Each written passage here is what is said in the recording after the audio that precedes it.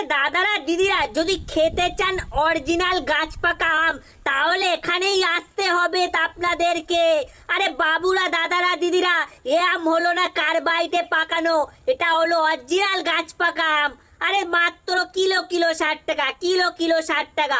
একবার গালে দেবেন পুরো মধুর মতন লাগবে, মধুর মতন লাগবে। আরে দাদারা দিদিরা আসুন আসুন, তাড়াতাড়ি আসুন, নিয়ে যান আম। কি বাবু এত ফ্যাল ফ্যাল করে কি দেখতেছো? এই দেবো নাকি কিলো 2 কাম? এই টুস টুস করে চুষে চুষে খাবে? হ্যাঁ, তোকে তো খাবো বলে বাজারে আসলাম, কিন্তু তুই দামটা একটু কম করে ধর। এত যদি তুই দাম ধরিস তো দিনে ডাকাতি হচ্ছে। আর একটু কম করে দাম ধর, তাহলে আমি কিলো 2 পারা নেবো। বাবু ওসব দরদাম আমার কাছে করতে আসবে না। আমি যে কার্বাইডি পাকানো আম না যে তুমি আমার দরদাম কমবে, আমার দাম খান কমে যাবে। আমি পাকা গাছ পাকা আম আছি গো, আমারে খেতে হলে একটু পয়সা দিয়ে খেতে হবে।